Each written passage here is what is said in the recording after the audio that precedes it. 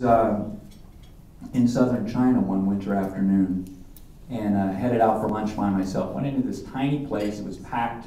Sat down, I grabbed a menu, it was all in Chinese. At that time I had no clue what it said.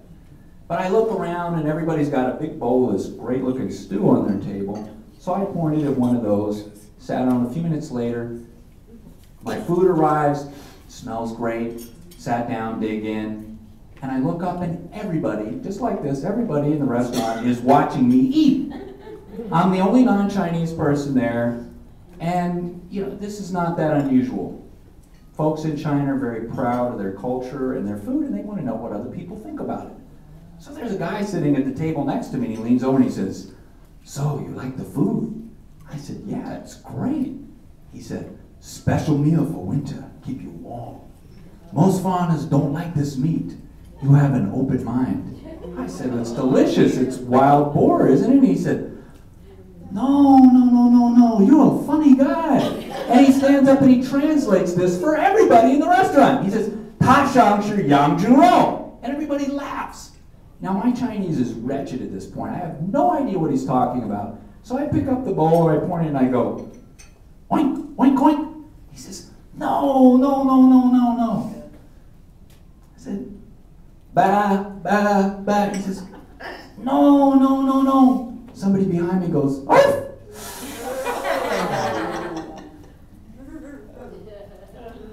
"Arf?" He says, "Yeah, you have lunch with Lassie." I said, "Oh God." True story.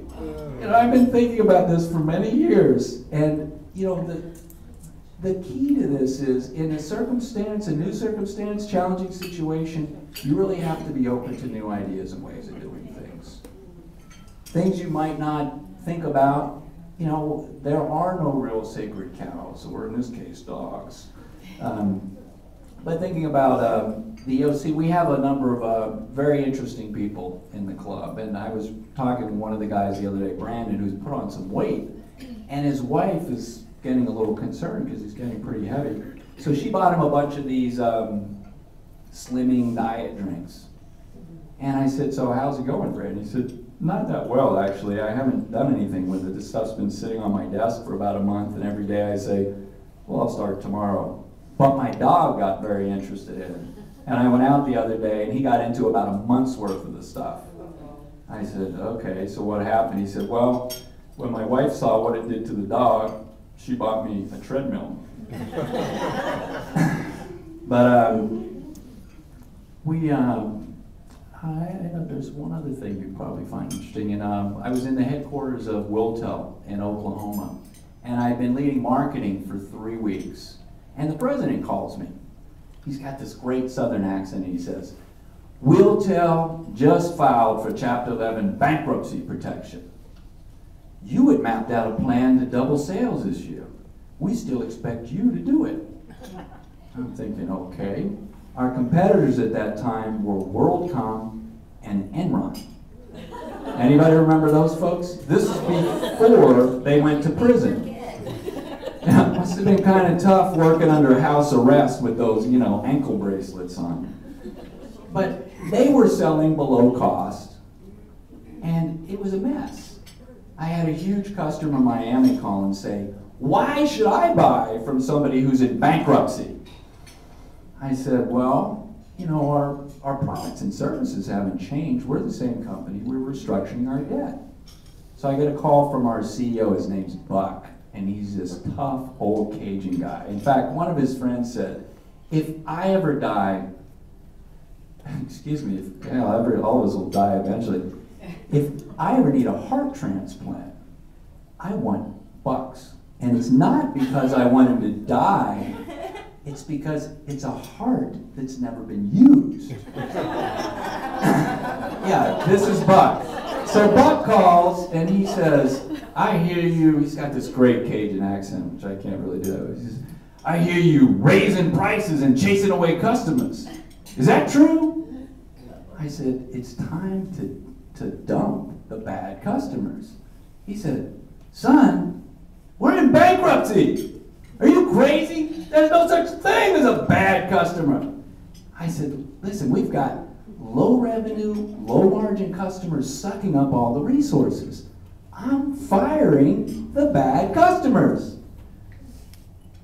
Got real quiet.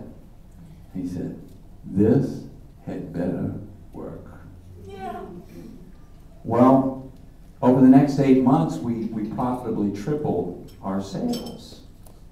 And again, I was trying to think, what was one of the keys of doing this? And we cultivated a team of people, advisors, who had been very successful in very challenging situations. And I think you really need seasoned mentors and advisors to help you navigate stormy waters. Speaking of stormy waters, last spring I was in Hawaii piloting 14 CEOs through a leadership retreat, and I noticed the vision in my eye changing. It's like looking through orange jello. Turns out I had a detached retina. So I called a travel agent who's a member of the Executive Officers Club, and I said, Chris, I'm in Hawaii, I have a medical emergency, I need to get to Portland tonight for surgery. Chris is a pro. She says, head to the airport, you're on the next flight. So I call another EOC member, OHSU, and I talk with one of the doctors there, and I'll never forget what he said. You know, I said, Eric, I'm in Hawaii, my retina's detached, I'm on my way to Portland right now. Who do I speak with at the Eye Institute to schedule surgery tonight? And he says, I'll take care of it and I'll pick you up. Over the next days and weeks, EOC members ferried me to doctor's appointments, negotiated hotel refunds, covered work commitments. They even picked up my family at the airport at midnight. And I think most importantly, they helped me keep my thinking and my spirits on track. Now, thankfully, now I have perfect vision thanks to the help I received. And I often think, would I have been able to do this without the EOC members? Maybe, but it would have been a lot more difficult. These folks just aren't go-getters. They're really a group of go-givers who help and mentor each other as people, business, and community leaders. And you know, if you'd like to be part of a great group of go-givers, you should come to one of the meetings. In fact, you can come as my guest. Just drop off your card and I'll send you an invitation. I'd be happy to have you as my guest. And this is what I love about EWI. We're really here tonight to help each other and to help the community. And I want you each to think in your own life.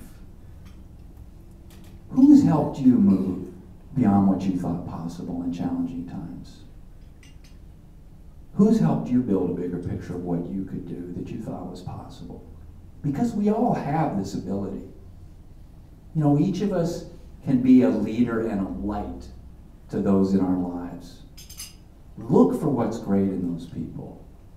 Believe in their ability to do it. Help them build a bigger picture. Be a go-giver. The results will astonish you. Thank you very much.